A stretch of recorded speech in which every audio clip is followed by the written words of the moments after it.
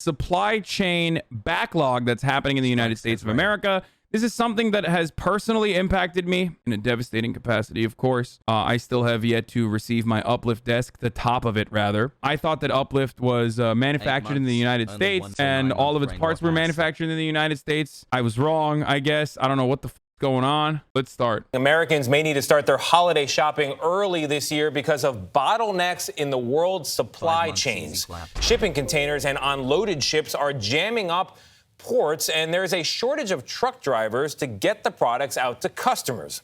President Biden is meeting with business executives and port directors today to try to address this problem. Meanwhile, in order to address this problem, they're going to change the Long Beach and Los Angeles ports into 24 hours. Like, the California ports are going to be operating 24 hours, 7 days a week. The White House officially addressed this after this news broke, by the way. The reason why they're doing that is so that, like, a lot of the backlog of container carrying vessels can come into the ports. But the problem is, what's going to happen with overtime pay, hazard pay, a lot of things in situations like this, a lot of workers get fucking abused. Okay, I personally do not give a fuck about not getting my treats on time or whether there's my desk or not. Obviously there's like life-saving medication and shit too, which should get priority, but ultimately, you know, this has caused the shortage in like a lot of the larger items, specifically like, you know, couches, whatnot, beds, things like that aren't domestically manufactured. Perhaps we should have a little bit more domestic manufacturing. That could possibly be a good thing, who knows? But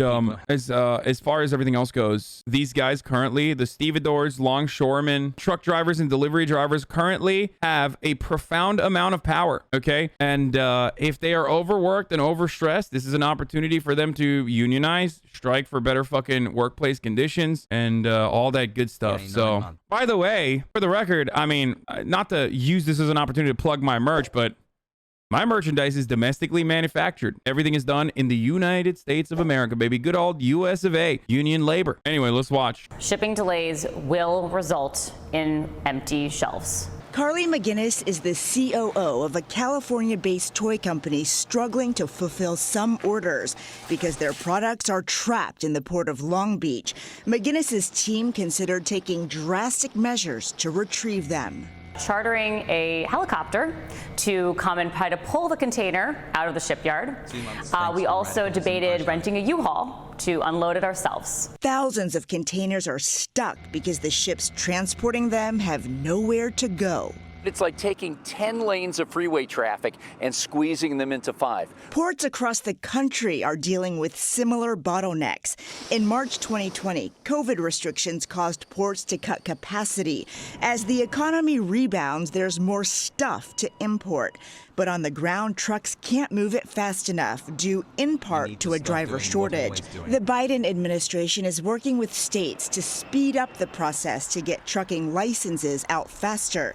Ryan Peterson, who runs a tech company for global logistics, says the help can't come soon enough. How difficult is it to build a new port? Dude, this is not, and I say this with my entire chest, communist China. Do you know how long it would take to fucking facilitate a contract, take the resources and time to even figure out where, engage in the act of purchasing the land? It would take at least like 20 years, okay? It would take like 15 fucking years if we accelerated the process. You literally cannot do that. You cannot just like build a port. Unless it's China. China would be able to build a port in 1 year. No joke. They would just be like, this is our land now. Thank you for cooperation. And then they would be like, they would throw humans at the problem and be like, build a fucking port right now. And then they would they would literally drone shoot it the entire time so they can fucking flex on the timeline too. They'd be like, hey, look at us. We just built a new port in a year, okay? Welcome. They built one here in Pakistan in like 2 years, legit. Yeah, they built 12 hospitals in 3 months at the start of COVID. Do you guys remember the drone footage of them just like literally building hospitals?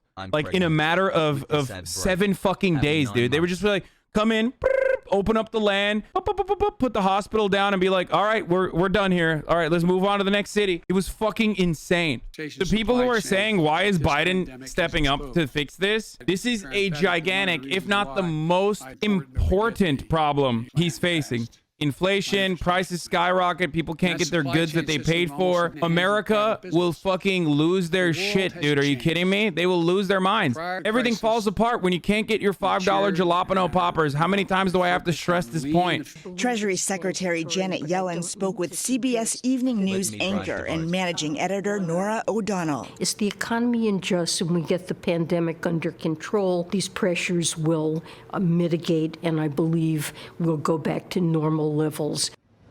Of course, one big question is how is all of this going to impact the holiday shopping season? Now, some companies had the foresight to start bringing things in early, but others that are waiting for inventory cannot guarantee an arrival date. So Ryan Peterson, who we just heard from, says to start shopping now. Someone just pointed this out, but holy fuck, dude. Gary V. Remember, chat, when we looked at Gary V like a couple weeks ago and he was like, I'm going out and I'm going to every garage sale and I'm buying these dinos for like $1. Guess what? It's like $17 on eBay. That's pure profit, baby. And we laughed at him. We laughed at him because, like, you know, he was probably coming off the heels of like imagining that his fucking family had been murdered. You know what I mean? Turns out he was fucking right, dude. He was right. We laughed at him and he was fucking right, dude. Maybe I should start imagining that like my entire family has been ruthlessly and brutally murdered or something. The 5 are slamming the supply chain handling, saying we are in a danger zone. I do agree, by the way.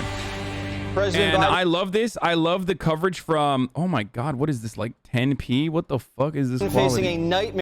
I love this because it's like, this is the audience that would be most impacted by it. You know what I mean? The petite bourgeois, the small business tyrants. These are the motherfuckers who are going to be most impacted by this. Because like, if you're a consumer and you work every day and you're like, man, I want a nice treat for myself, but yeah, whatever. It's not coming in on time. That's one thing. But the real people impacted by this are going to be the small business owners who are like, oh no, one, we can't deliver the fucking treats on time to the other treat boys. And two, they themselves want like their nice purchases and they can't get it, and that's fucked up. It's like, dude, if there is a God, okay, or if there is some sort of like karmic justice, they're a fucking asshole, okay? It's not lined up in favor of the good. Okay, good things are not happening. It's just bad things that are happening. No good things, only bad things. And what I mean by that is because like just everything is stacked up against, everything is stacked in favor of Donald Trump. Stacked in favor of Donald Trump getting reelected. Mayor, come Christmas time, thanks to rising inflation and a supply crisis, gifts are going to cost you a fortune. And that's even if you're lucky enough to snag anything, thanks to massive delays rocking the supply chain. Store shelves are looking pretty empty as U.S. ports struggle to unload deliveries. And get this, major retailers are actually being forced to charter their own ships. And on top of all of that, Biden's massive spending plans are set to make things 100 times worse.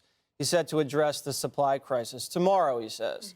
And Jen Psaki was pressed on why the president isn't being more forceful with the unions to loosen work restrictions that would ease the flow of goods. We have taken steps at times, when warranted, to loosen restrictions, as you saw in reaction to some natural disasters we've had over the course of the year. Ultimately, the president's focus is addressing the needs, the challenges, and the threats to the American people to their well-being, to their economic well-being, and he'll consider a range of options. But again, the Supply Chain Task Force has been working for months to address these issues. The task force. And where's Transportation Secretary Pete Buttigieg? He hasn't been to a White House briefing since this whole crisis started. And when he manages to get in front of a camera, he doesn't say much. We do believe there's a role for the federal government to play to help smooth out some of these supply chain issues. It's largely a private sector system. We are funding, of course, as a department, a lot of work on the rails, on the roads, and supporting trucking, which is also a Oh, dude, if there's any sweet victory, it's that Biden, that old fuck who still has a little bit of spunk in him. You know what I mean? Like old conniving politician spunk in him, shifts the blame in its entirety onto Pete Buttigieg, front loads all of that to him, and just destroys any fucking chance that Pete has at like winning the Democratic nomination. Oh, Fuck, that would be so good. He just like, he put Kamala in charge of the border, okay? And now everyone's yelling about like, why is Kamala not at the border? And now this shit's popping off. If he just turns around and he's just like, come on, Jack, I put the young guy on it. You know, the gay one. Figure it out, Buttigieg. Cut the malarkey, I said. And then everybody's just like yelling at him for not being able to get a fucking PS5 or whatever. Oh, that'd be so sick. That would be so excellent, dude. It's like, oh. Big issue. We've got some real challenges on the labor side with the turnover of truck drivers that can make it harder to get goods to where they need to go. Some of this is a bigger picture, longer term issue that's going to take years and years to address. Years and years to address, Dana. Kind of a laid-back attitude from the administration. Is there like no urgency for anything? No. Like, why we just feel so much urgency during the campaign? The treats! Is there no urgency for this? I mean, they are speaking to their audience perfectly, by the way. This is literally like the best. This is commentary that fits perfectly within the realm of whatever the fuck Fox News watchers want. They want to know when their fucking, you know, jalapenos are coming. The jalapeno president poppers. during the primary campaign. Joe Biden said about Mayor Pete that he's so inexperienced that while Joe Biden's been in Washington all this time, he's only been putting twinkly lights under a bridge. I mean, that was how insulting he was to him. And now you have somebody who was literally in charge of the ports and the airlines. And he's like, yeah, I'm hanging out with AOC at the dog park. Yesterday, he tweeted about Indigenous Peoples Day. And you think, again, I mentioned this yesterday about Kamala Harris. Like, you are in these positions of power. You're in a position to do something, or at least. Yeah, why is the big government not commanding the private sector? Love it. I'm on board. Let's do it. Hey, that's socialism. You can clip that and be like, oh my God, socialism is when big government commands the private sector, blah, blah, blah, blah, blah, and then fucking cry about it for hours, okay? By the way, the original person who fucking quoted me when I was like fucking memeing about Austin saying that stadiums are capitalism is a fan. Like, I knew that already. I was talking about an entire separate group of people who like latched onto it to fucking be like, oh, this guy's so stupid, dude. Anyway, are they really complaining about how the government is not big enough? Yeah, I fucking don't get it, dude. I don't know what's going on there. Kind of strange. Kind of seems like they want some good old wholesome big government interference there. All right, Greg, was it 2 months ago, Joe Biden came out and said, our experts believe, this is a quote, that these bottlenecks and price spikes will reduce as our economy continues to heal. That was 2 months ago. First, I got to point out that the best part about the story is that there's a backlog of toilet paper. The worst thing to have when there's no TP is a backlog. So, yeah. Great, dude. Most popular. This is the king of late night, by the way. Love that. Thank you. That's about the best joke he's told this season. Really? You haven't been here. If you combine, so what we're seeing right now is we're combining inflation with scarcity. This is a new thing. So we're finally getting the dystopia that the media said Trump was going to bring us, except it's old Joe who's bringing us Soylent Green and bringing us to the Thunderdome that Trump didn't.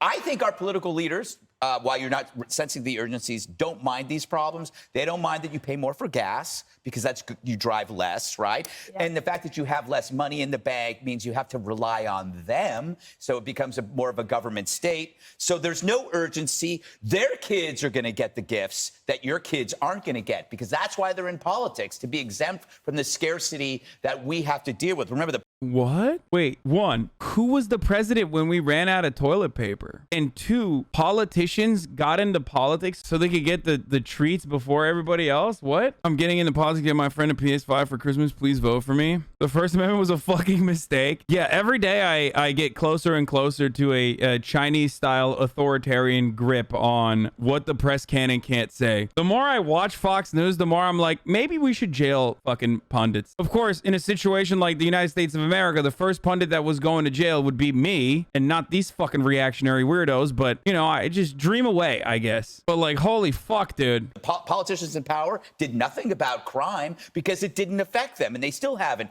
They preached total lockdowns because they were exempt from the total lockdowns. We need to abandon the idea that these people in power actually give a damn about us. The only way you're going to get any urgency out of them is if they get scared.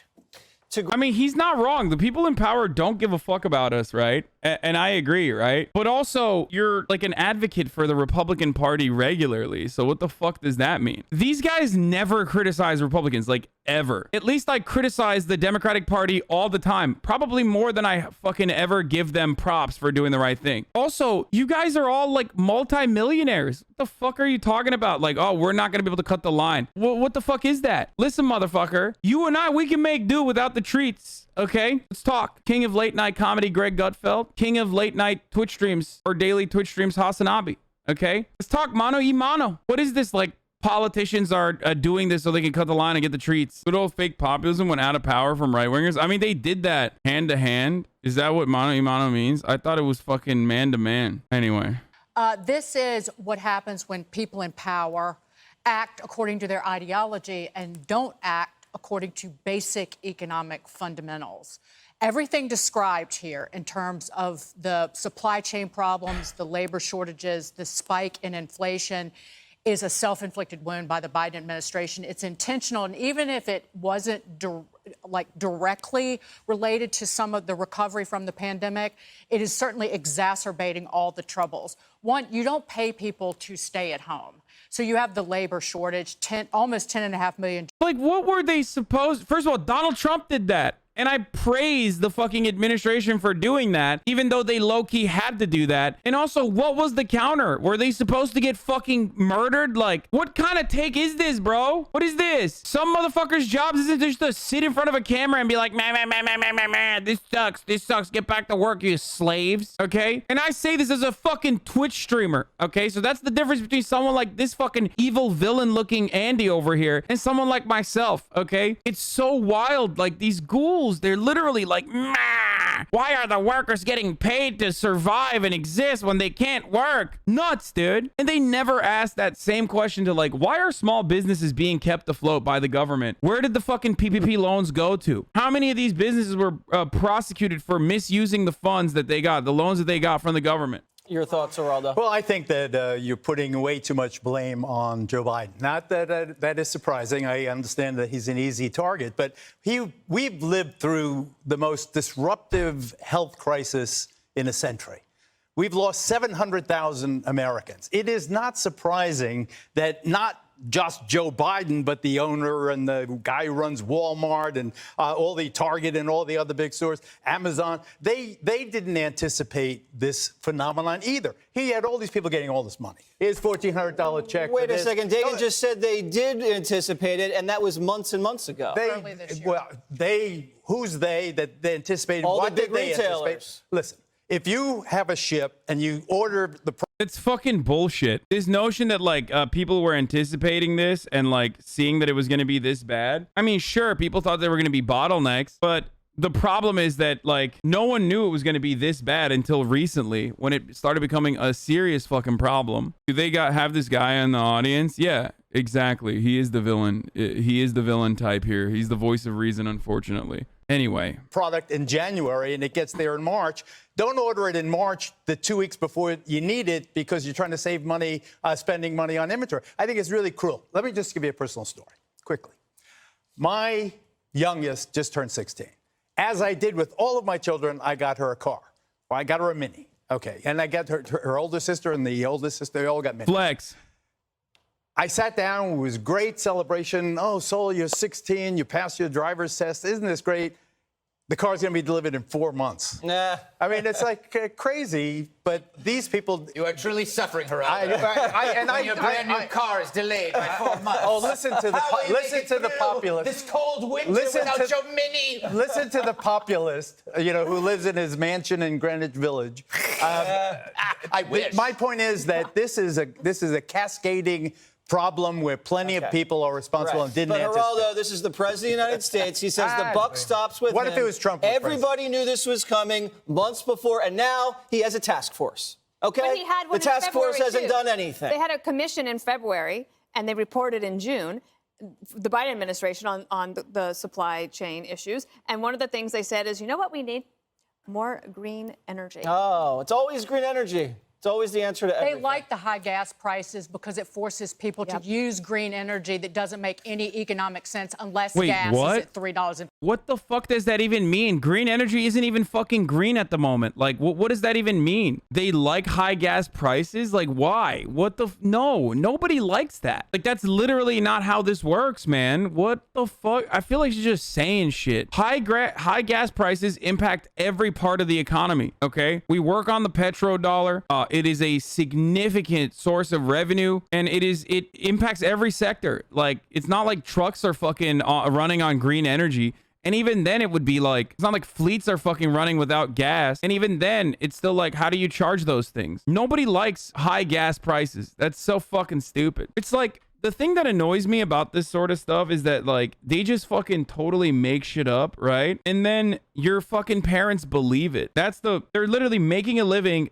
making your parents dumber than they originally were before listening to it. 50 cents a And gallon we all or 5. Pray for that mini to come as soon as possible. Thank you. Thank you.